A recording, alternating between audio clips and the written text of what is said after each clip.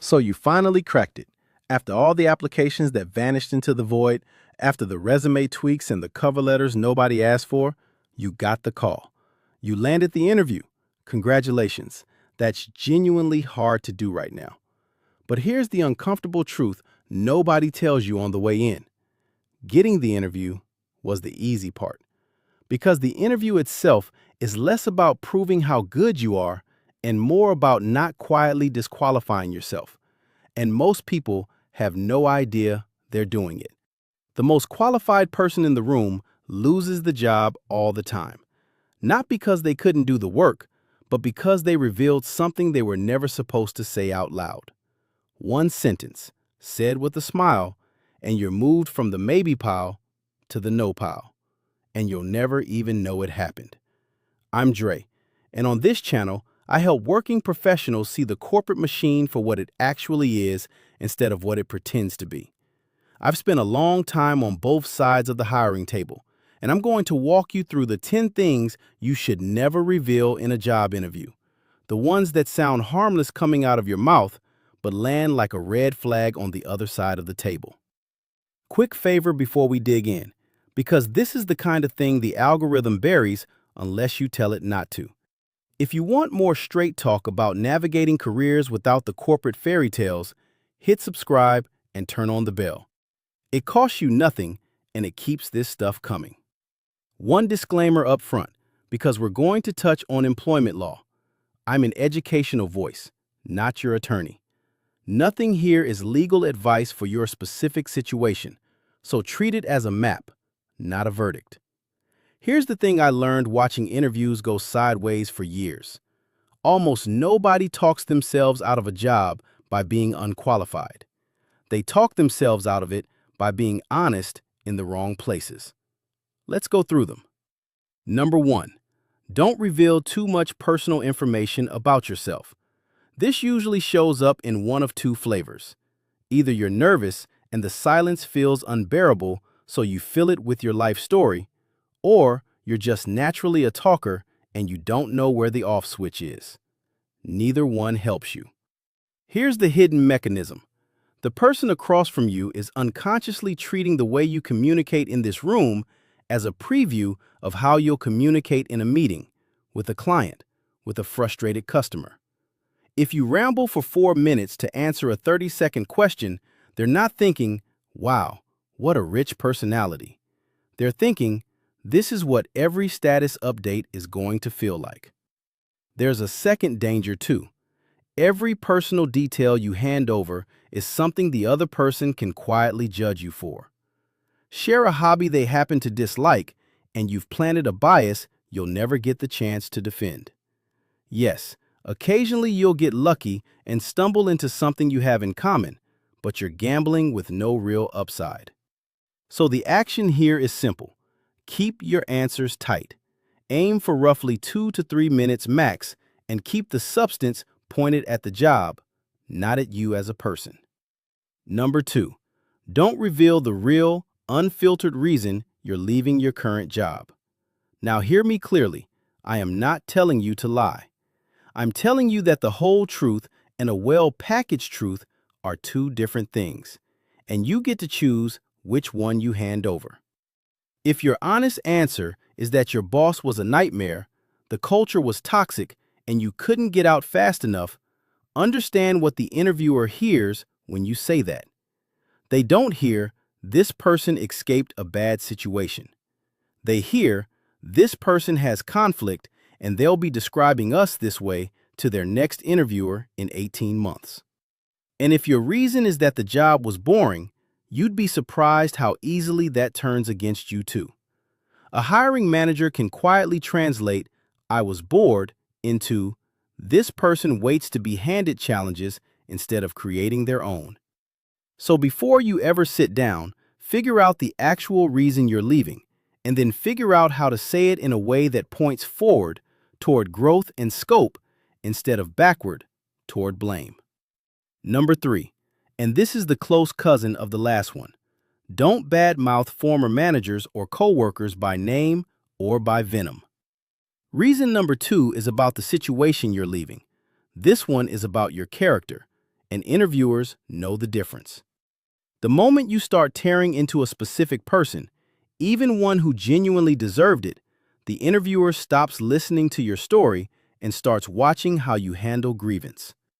Loyalty in that moment is read as maturity, and bitterness is read as risk. It is wildly unfair because sometimes the other person really was the problem, but the interview is not the courtroom where you get to prove it. The action is to talk about systems and fit rather than villains. The structure there didn't play to my strengths lands 1,000 times better than naming the human who made your life miserable. Number 4, don't reveal career plans that quietly point away from the role you're interviewing for. You're almost certainly going to get some version of, where do you see yourself in 5 years? And what they're really probing for is commitment. Do you actually want this path, or are you passing through? So when someone answers that honestly with, I'm planning to start my own business, or I'm using this to pivot into a completely different field, they think they're being authentic and ambitious. What the hiring manager actually hears is, I am temporary, and I am not passionate about the thing you need me passionate about. That can be an instant deal breaker. I'm not telling you to abandon your dreams of building something of your own. Please don't.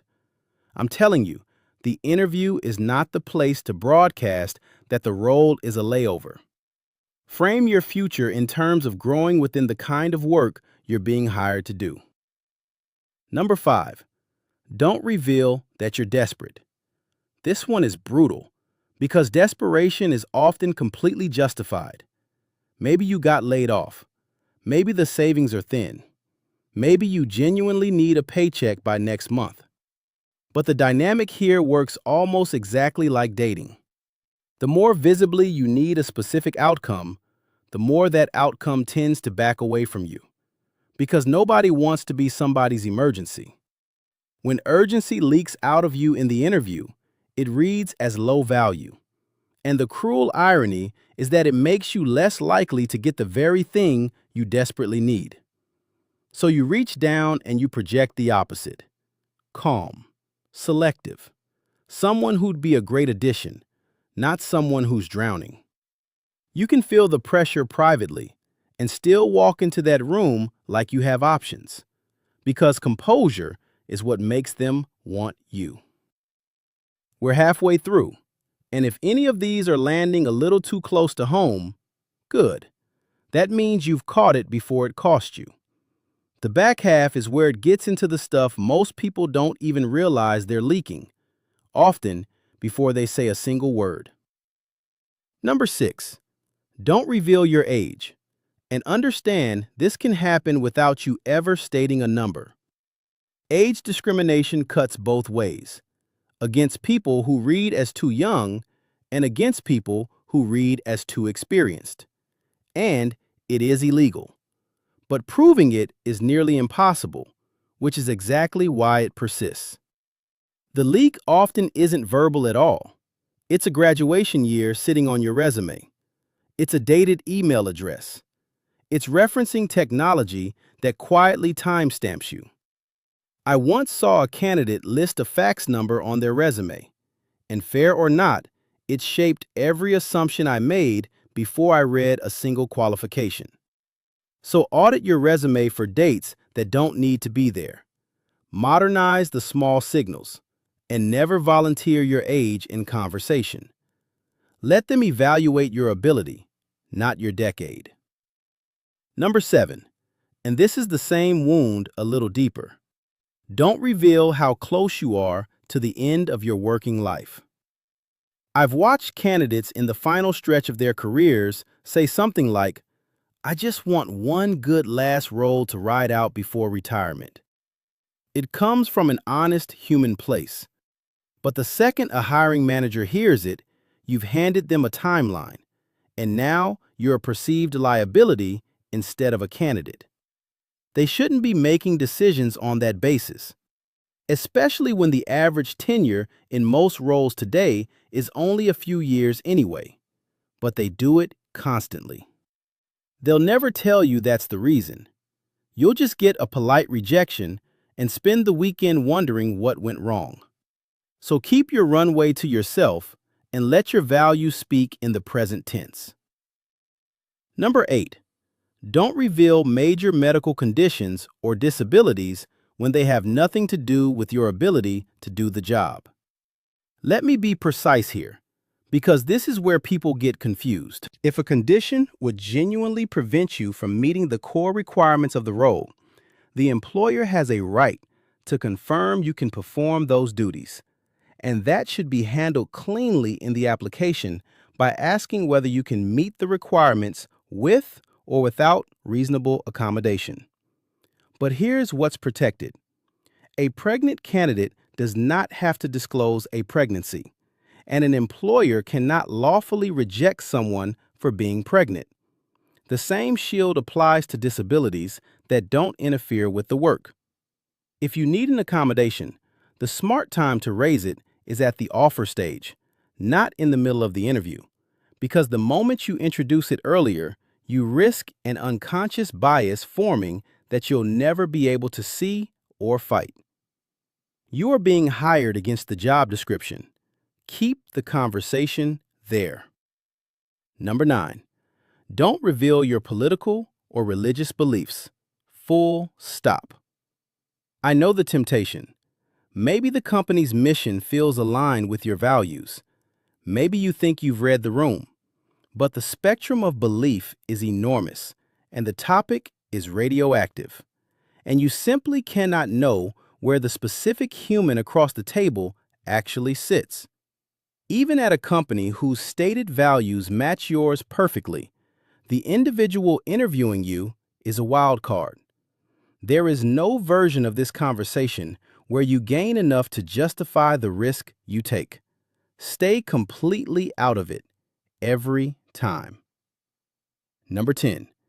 And this is the one almost nobody warned you about. Don't carelessly reveal how you're handling your other interviews and offers.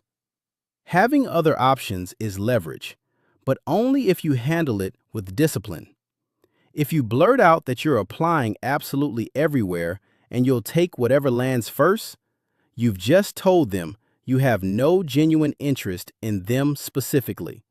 And interest is half of what they're buying. On the flip side, if you wave a competing offer around too aggressively or too early, you can come off as someone shopping for the highest bidder rather than the right fit. The skill is to let them know you're a wanted candidate without making them feel like a backup plan or a bidding war.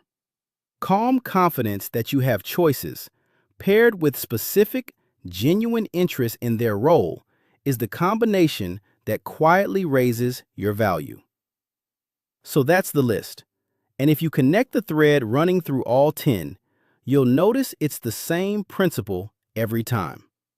The interview is not a confessional, and honesty without strategy is how good candidates lose to lesser ones. Every single one of these mistakes comes from a decent instinct: being open, being authentic, being real. But openness in a high-stakes evaluation just hands the other side reasons to say no. Your job in that room is to control the frame, to stay pointed at the work, and to let them evaluate you on the thing they're actually allowed to evaluate you on, which is whether you can do the job better than the next person. If this opened your eyes to a few things you've been accidentally revealing, do me a favor and subscribe, because in the next video, I'm breaking down the questions you absolutely should be asking the interviewer, the ones that flip the power dynamic and make them work to win you over instead of the other way around. I'll see you in that one.